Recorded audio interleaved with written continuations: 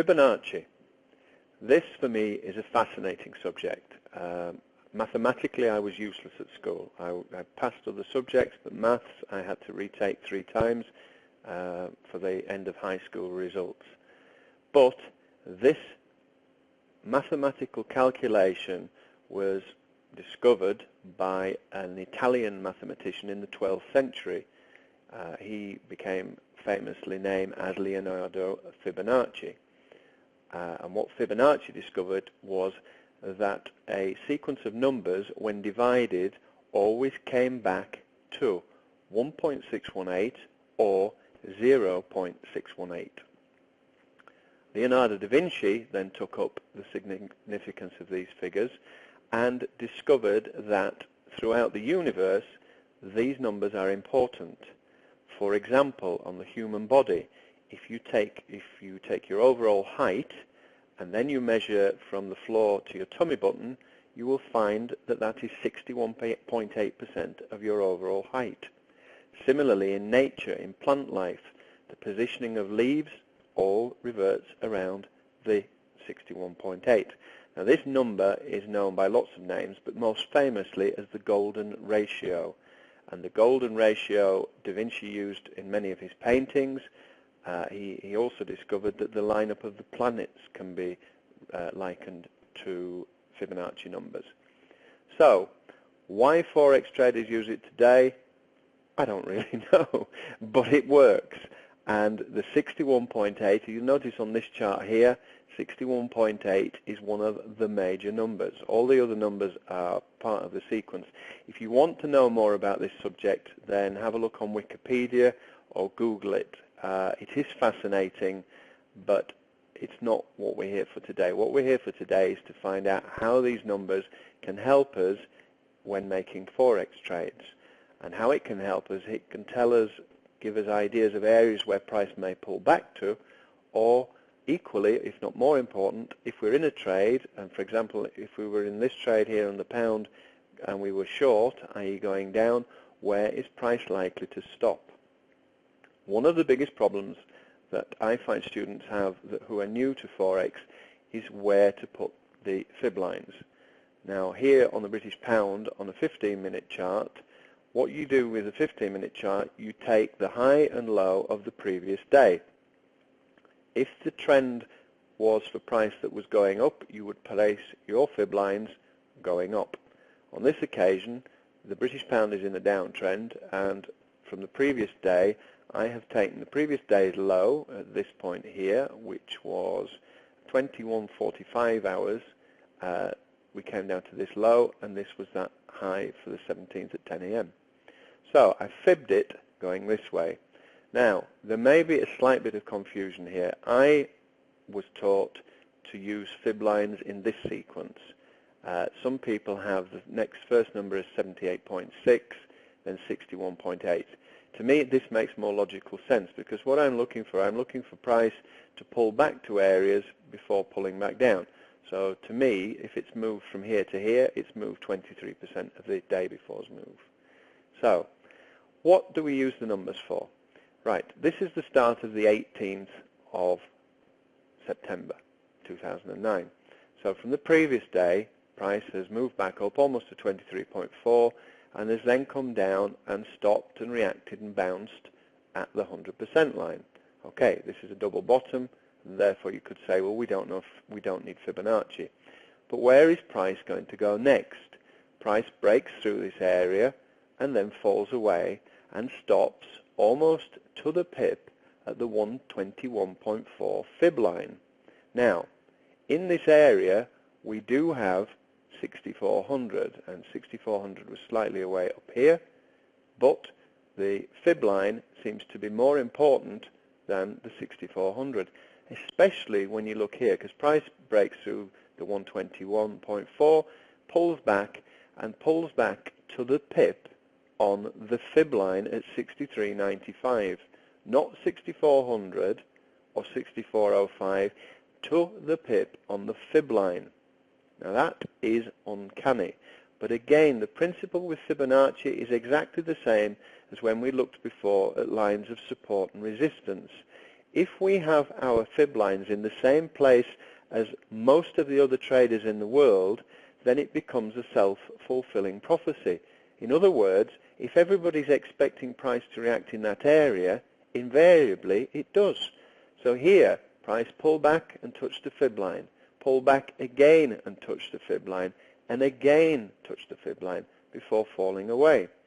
Where does it stop next time? Almost to the pip, 161.8. Finally breaks through, pulls back exactly 161.8. Things are starting to get a bit messy, but again it's reacting around this area. And this area from a psychological point of view is not at a whole number. So it's not that that's taking place here. It could be Bollinger's and it could be lots of other things. And again, you couldn't trade solely from Fibonacci, but it's another piece of the jigsaw. And it is particularly useful. For example, had you shorted here, then perhaps you would have decided that your first area to take some profit off will be here at this first fib area, and that your second will be down here at this area. And had you done that on this occasion, you would have been in profit here and in here.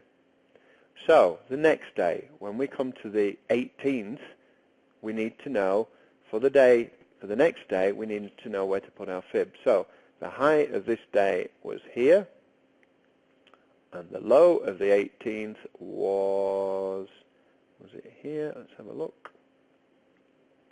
Yeah, it was here.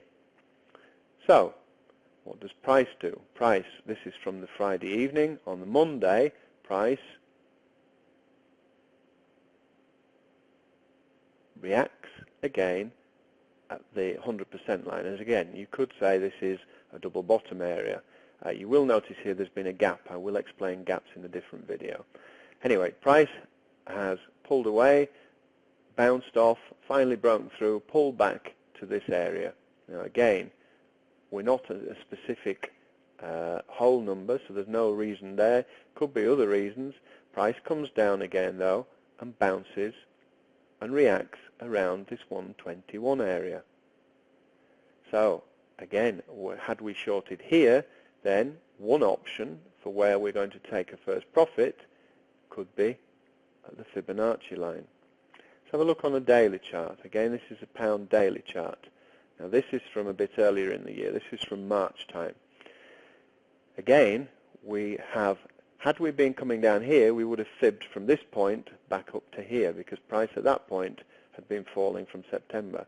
Now price has started to go back up again. So the difficulty with the daily charts, if you take too big a space, then the price is not really able to react too much to the line. So this is all discretionary. You have to learn yourself to get the feel for this. And the best way is, as I'm doing now, is go back over old charts and place the lines and see what happens. I mean, you could place it here, and you could say, okay, price reacted at the 38% line, at the 50. It pulled back up here, broke through the 100, kind of reacted here. That one sat on the 121, did pull back exactly to here. So that could be a valid point to place your fibs. Again, you're trying to find the areas where you think everybody else will. Now, I have shown you in previous videos, and I will go into greater detail about entries before, but often traders will look for, in an up move, a 50% pullback for entry. So if price was going up here and you'd missed this move and you thought that price was going to continue to go up, this one's a little difficult because price has only just changed direction, but you would, had you missed it, look for a possible fib entry. And one of the major fib areas is 50%. So you could have, at this point, placed an order here to go long again. I think the calculation is something, percentage is something like 80% of the time the price will react at the 50% and 20% of the time 61.8. So 51 is the one to look for. So price moves up. Where do we go next? Now here, the distance, it is working and there is reaction, but this being a daily chart, this is almost a month's worth of activity. So I would be looking for here perhaps, and again we have reaction. We have reaction going up 100, 121, 161. Or you could perhaps have gone to here. And what do we get? Here we have 61.8 as held. Price comes up and reacts at the 100, 121, goes straight through the 161, etc. So you have to learn for yourself how to do this without being told, and it's not easy, but it is something that you will learn to get the feel for. As I say, that might be the best one there, shall we say. And again, if we're moving up again, let's have a look. This is a long way to fib, but it did come back to a specific line. Let's have a look. More logically from up there, I would probably go to here. Let's see what happened. Price came down, reacted, 50% pullback, away you go. This time reacted again, and again goes up here. Next point to look at perhaps is here. And price on this occasion came down to 78.6. Now, for me, if price breaks and closes through 78.6, then we have a reversal. And in this instance, let's have a look up here. Had we fibbed to here, shall we say, we are now looking at the British pound. On this occasion, it bounced off the line. It did come through here, but so this would have been a fake out. But price once again now has come down, stopped to the pip there and hesitated at 78.6, and has now broken through and down. If this candle closes below here and down here, I will consider that for me price has changed direction. And what I would do then, I would take my fib and I would fib from here up to here. And again, if we're looking here, we could say price came up to 61.8. Where's it going to go next? If it breaks through here, then the next point down, let's have a look where we are at the moment. We're at 161.50. Next price point down, 240 pips away. Next point down, 630 pips away. Middle figure there, the first three numbers is the pip count. So 624 is 624 pips. So, Fibonacci, I will show you at the end when we pull everything together how to utilize it. But as I've shown you here, you are looking for potential targets. So for example, with the LMT, had you entered a trade here and the LMT gave you your first target here and you're wondering where's it going to go next, then you could use fibs and say, okay, well, there's 160, 180 pip move there to the 100%, which would equally be a double bottom, which would be a good point. Had you entered here, or let's say you've got through the 100, where you're going to go next, then the next point of interest will be 170 pips away. And that would coincide with this area being a psychological area. And again, going back to earlier lessons, what we were talking about, if we have multiple reasons in an area to suspect that price will react, those are the areas that we can use. So just as support and resistance lines were important, equally Fibonacci, to project where future price may go for an exit and to calculate where price may go pull back to for an entry. Example, the 50% fib line. Okay, I say it is a fascinating subject.